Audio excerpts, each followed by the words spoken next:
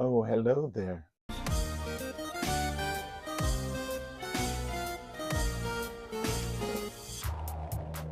Hey guys, this is Toy Tony, and as promised, I told you guys that I was going to come back and do a toy haul video from all the stuff that I bought from the Crossroads Estate Sale. So we're going to start out and go through all the different things I got. The first thing that I bought was this Mego Tin Man, and if he only had a heart, he could hang out with us, but he's happy because that movie Wicked's getting ready to come out. So anyway, this is a Mego Tin Man. He's in pretty good shape. What's good about Mego, everything it ties together inside the body. I don't think there's any broken limbs, but he's pretty cool looking. So that's one of the first things I got. This is an Adventure Team escape bike. I've never seen one of these before, and I've got a lot of G.I. Joe stuff. So this was really cool.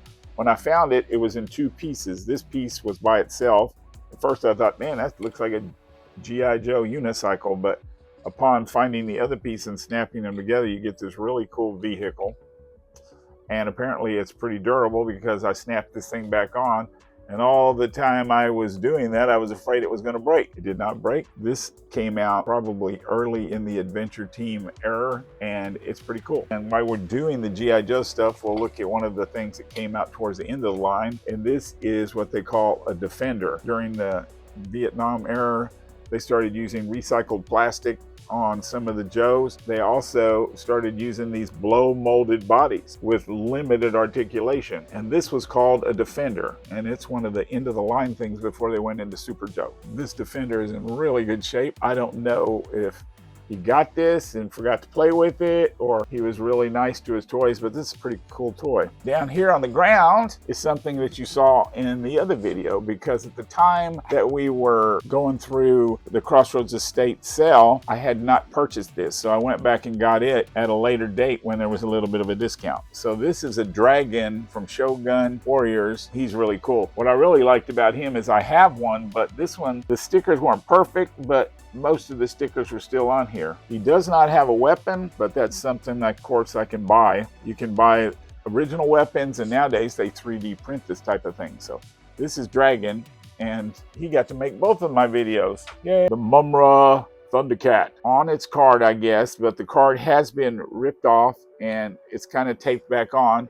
I'm going to try to glue it back on there, but it's still cool. He's in mint shape. And what's good, and I did not show it in the last video, is I just love the artwork on these cards. And look at the back. You get to see all the wonderful Thundercats that came out during that era of toys. So this card in itself is got some value. This is a Micronauts Giant Accoyer. There was a number of Micronaut things at this sale when it first opened, but I was not able to grab everything. We did look at the helicopter in the previous video, but somebody else got to that on the discount day. But this is something I bought the first day because I grabbed it, and it is complete. I will not open it right now because it is a bunch of pieces. But anyway, this is a Giant Accoyer from Micronaut. What are we going to look at now? Let's see. We're going to go to something that Remco put out. It's called the Energized Spider-Man. And what was cool about this is you can see it has all kinds of fun things. It has something that plugs in here, and this also has a cord where he can glide across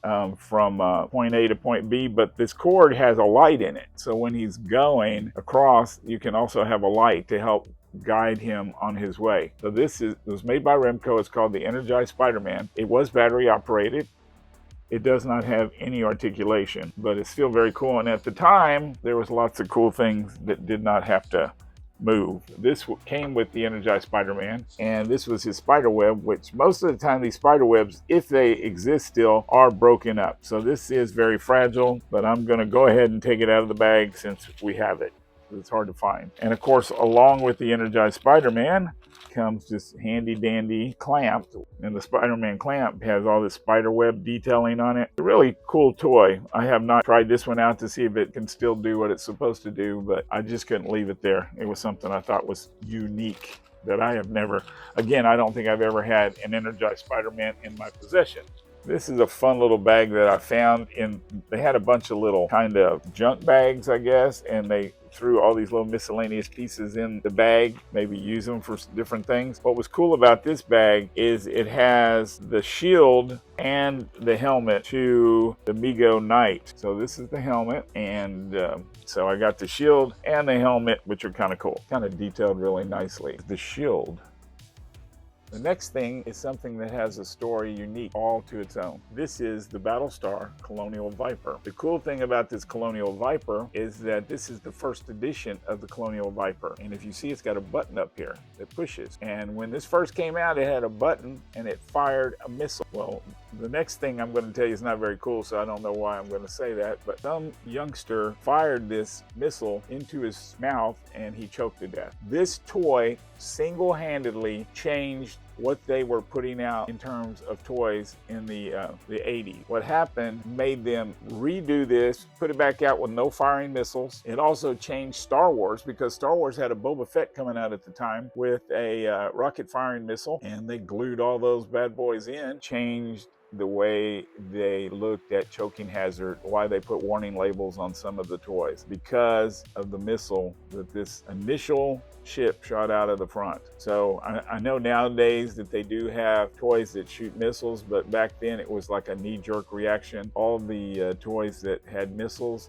no longer fired. If you look in here, what's cool is you should be able to open this up and we can see the Colonial Viper in there, which is cool because normally he can come out and you lose him. So he was still in there, so I thought that was kind of neat. If it had the original missile, we would have been, you know, jumping up and down. But I think I can get at least a repop missile for this Colonial Viper from Battlestar Galactica. I know about this because when I started collecting toys, it was something that they talked about, especially when I was trying to buy like Boba Fett, and everybody used to say, oh man, I've got a rocket firing Boba Fett, but nobody really had a rocket firing Boba Fett, except for there was a few that prototypes that did have missiles that shot. But the ones that came out and they mailed out to everybody, all the missiles were glued in, and it was mainly because of that ship. Yeah, I mean, when I saw it, it freaked me out because of the fact that this toy actually was responsible for some kids, so it kind of freaked me out. Yes, the sale, there was a Skeletor in the package and a Hordak in the package, but to me, I have a bunch of those items, so I did not gravitate towards those as much as some of the other toys.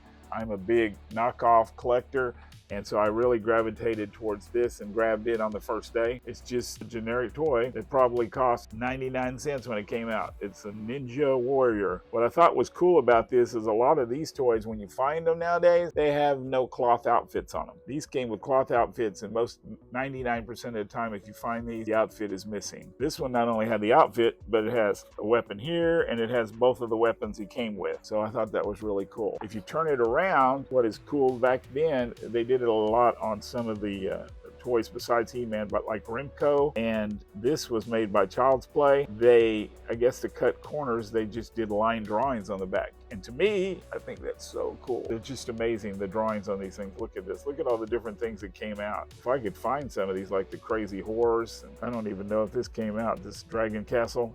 I don't have one of them. So if anybody knows anything about this that they can share with us, write it in the comments. Well, last but not least is this fun little bag that I got. There was a $6 million man at the sale, and it was in the spacecraft. And again, that was something I didn't run towards because I have one or two of them. But when I saw that they had left all the goodies that were in the goodie bag, I went over there and grabbed that. It has a backpack that goes on $6 Million Man when he's an astronaut. It also has different pieces that go inside of the spacecraft and hoses that connect to the different things. And one of the cool things that does not go necessarily with the spacecraft is most of the $6 Million Man came with this motor, and that's just so you could put it in his hand and then you could crank it up and down, and it was like it shows off his strength because he was bionic.